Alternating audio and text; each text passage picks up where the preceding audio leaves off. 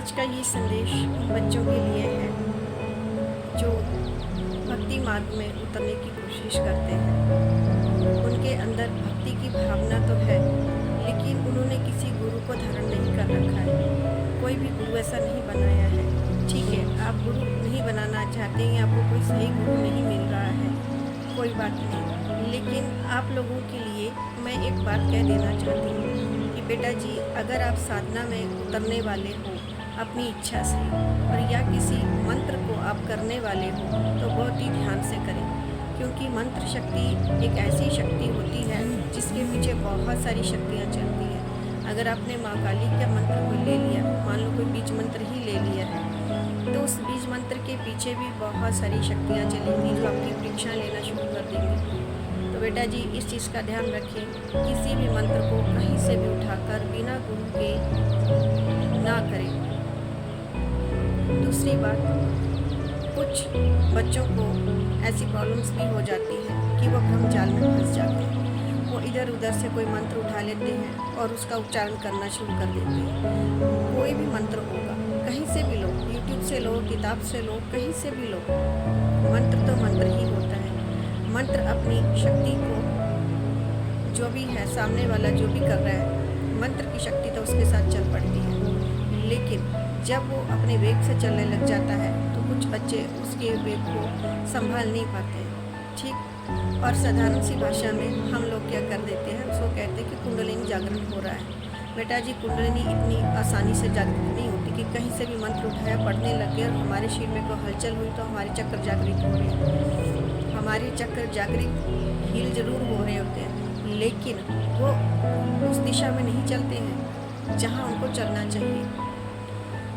हम जिस मंत्र को कर रहे हैं वो मंत्र, उसकी शक्ति तो जागृत हो रही है, लेकिन मंत्रों की शक्ति जब जागृत होती है, जिस देवी देवता का भी वो मंत्र है, उन देवी देवताओं के साथ चलने वाले उनके जो गण हैं, उनकी जो योगनियाँ हैं, उनके जो पीछे चलने वाली उनकी शक्तियाँ हैं, जो नकारात्मक है, जो सकारात्मक है, वो सबसे पहले आपकी ओर आकर्षित होंगी।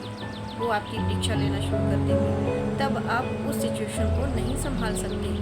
ये परिस्थिति गुरु ही आपको इस चीज़ से बाहर निकाल सकता है। इस अनुभव को गुरु ने करा होता है, वही इस चीज़ से आपको बाहर निकाल सकता है। आप अपने आप से नहीं निकल सकते। और बच्चों को क्या होने लग जाता है, भ्रम हो जाता है।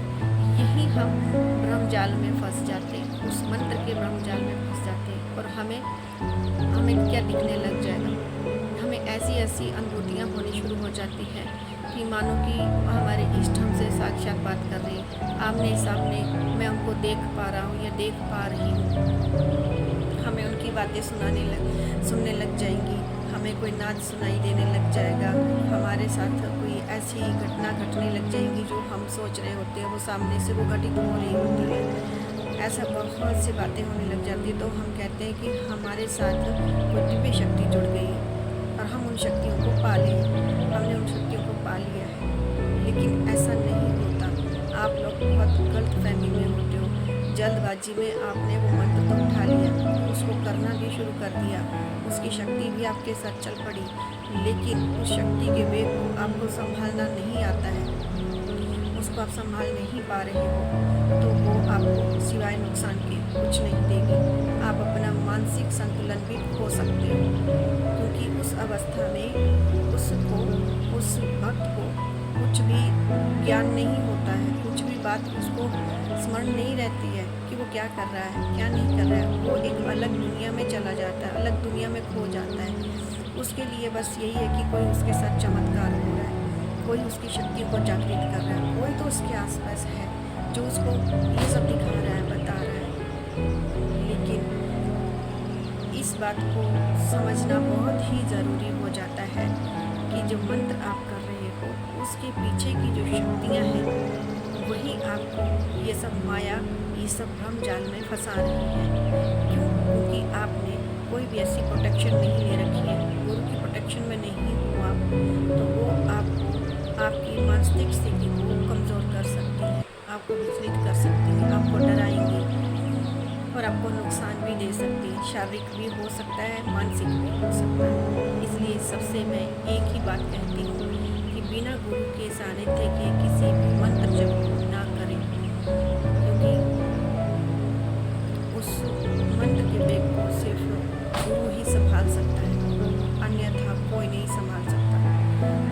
आप में इतनी क्षमता नहीं है, आपने मंत्र को तो उठा लिया लेकिन उसकी ऊर्जा को आप सहन नहीं कर पा रहे हो और आप समझते हो कि आपकी कुंडलिनी जागृत हो रही है। कुंडलिनी सालों साल साधकों लग जाते हैं और तब भी नहीं होती। और सबसे बड़ी बात, इस हर एक मनुष्य के अंदर जो भी जीता जागता चलता फिरता खाता पीता इंसान है, सबके अंदर कुंडलिनी शक्ति होती है, जागृत होती है। तभी हम चल फिर रहे हैं, खा रहे हैं, बोल रहे हैं, सुन रहे हैं। हमारा तंत्र, हमारा जो अंदर का तंत्र वो सारा काम कर रहा है। जब वो शक्ति नहीं रहेगी तो हम भी क्या हो जाएंगे, एक शव के समान हो जाएंगे। वो शक्ति हमारे अंदर होती है, बस उसको समझना होता है। वो दिशा कौन देता है? वो गुरु ही हमें बताता है कि इसको किस समय पे कैसे करना है और किस तरह से करना है। वो सारी विधि गुरु ही बता सकता है। वो उसको सही दिशा देता है, तब वो शक्ति सही दिशा से चलती है।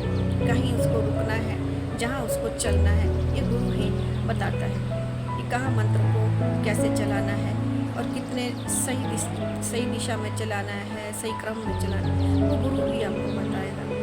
बहुत से बच्चे इस माया भ्रम में फंसे हुए हैं। मैं उनसे एक ही बात कहती हूँ कि इस जंजाल से बाहर निकलिए, किसी अच्छे गुरु के सानिध्य में जाइए, उनको अपनी समस्या बताइए और बाहर निकलिए। यूँ एक कमरे में बंद होकर दुनिया से कट के आप ऐसे ना बैठे रहें कि हमारे साथ कोई शक्ति चल रही है। वो आपके साथ शक्ति नहीं चल रही, आपका मानसिक संतुलन बिगड़ रहा है। इससे पहले और देर हो जाए, किसी अच्छे गुरु के सानिध्य में चले जाएं। अगर आपको कोई गुरु नहीं मिलता है तो आप अपने इष्ट का स्मरण करें, मेडिटेशन करें। मेडिटेशन आपको बहुत सहायक हो सकता है। मेडिटेशन से, ध्यान से आप अपने आप को संतुलित कर सकते हो, लेकिन उतना नहीं जितना गुरु कर सकते हैं। जब तक आपको कोई गुरु नहीं मिलता, आप सिर्फ मेडिटेशन करें। कोई मंत्र नहीं, कोई किसी तरह का कोई श्लोक नहीं, किसी भी तरह का कोई जाप नहीं। बस अपने आसन पर बैठ जाएं, किसी का ध्यान नहीं, बस अपने आप अपना ही ध्यान करें, अपने अंदर ही खोने की कोशिश करें। धीरे धीरे धीरे धीरे आप अपने आप को जानना शुरू कर देंगे कि आपके अंदर कौन कौन सी कमियां हैं, क्या क्या खामियां हैं, उनको कैसे सुधारना है। देखो, भगवान हमें साक्षात दर्शन तो नहीं देंगे, वो हमारे विचारों में ही उतर कर हमें हमारा मार्गदर्शन करवाते हैं। आपके विचारों को शुद्ध करेंगे, ठीक। वो उसके लिए आपको क्या करना पड़ेगा? मेडिटेशन में उतरना पड़ेगा। मेडिटेशन के उतरने के लिए आपको किसी गुरु की शरण लेनी पड़ेगी। कितना समय तक करना है, कैसे करना है, कौन सा समय सही रहता है जब हम इसमें ध्यान में बैठें।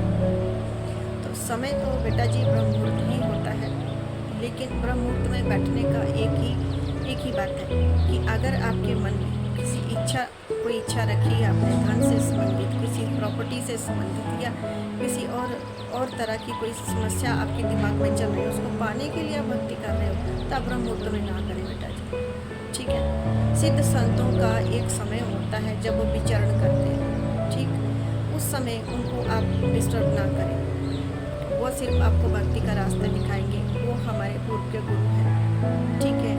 वो हमें सिर्फ भक्ति का रास्ता देते हैं। जब हम भक्ति का रास्ता पकड़ लेते हैं तो हमारे इष्ट को हमारे सब समस्याओं का पता होता है कि हमें कौन सी चीज़ की ज़रूरत है और कौन सी चीज़ की ज़रूरत नहीं है। वो स्वयं उस चीज़ का हल करते हैं, हमें मांगने की ज़रूरत नहीं होती। मैं तो सबसे एक ही बात बोलती हूँ कि भिखारी ना बने, ठीक है ना। उनका बच्चा बने, माँ के लाल बने, माँ के बच्चे बने, उनको प्रेम से पुकारें। तो माँ खुद जान जाती है कि इस बच्चे को कौन सी चीज़ की ज़रूरत है। वो उसकी हर ज़रूरत को पूरा करती है, जो सही मायने में सही होगी उस ज़रूरत को वो पूरा करेंगी। माँ कभी भी आपको साक्षात दर्शन नहीं देंगी, वो तो स्वप्न में आएंगी।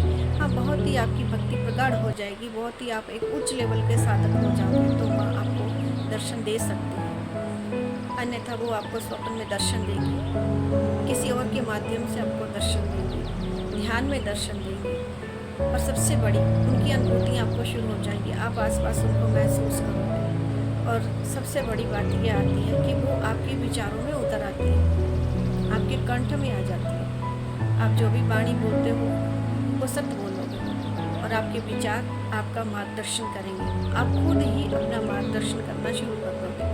तो बेटा जी भक्ति करनी है तो कहीं से भी कोई मंत्र तंत्र ऐसा कुछ ना उठाएं जिससे आपको नुकसान हो सके।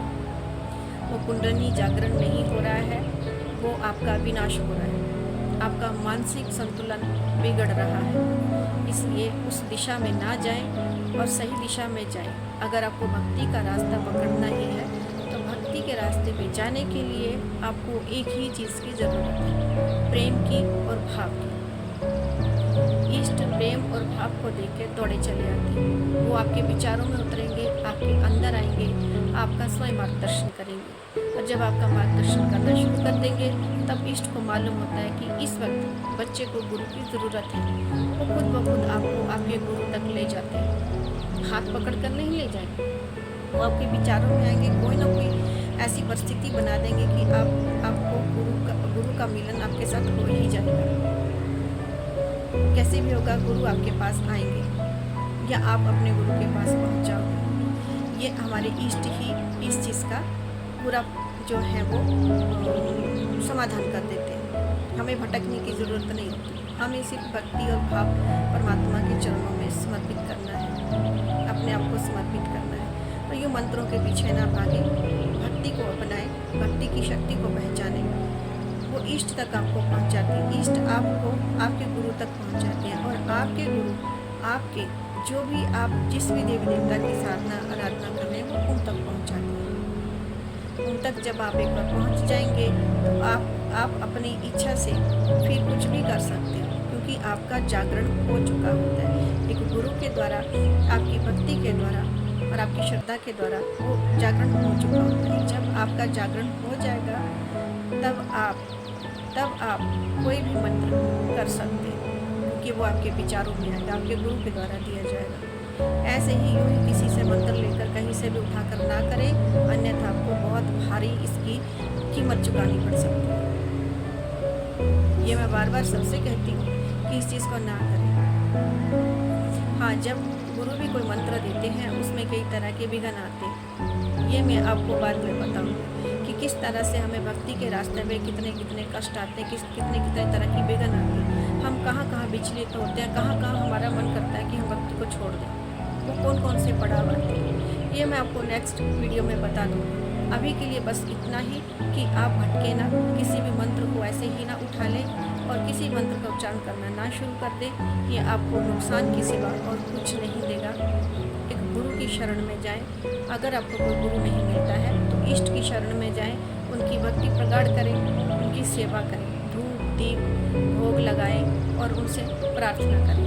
बस वो भगवान जब आपसे खुश हो जाएंगे, आपके इष्ट आपसे खुश होंगे, आपको आशीर्वाद देंगे, तो वो खुद ब खुद आपके गुरु से आपको मिलवा देंगे। हर हर महादेव, जय माँ काली।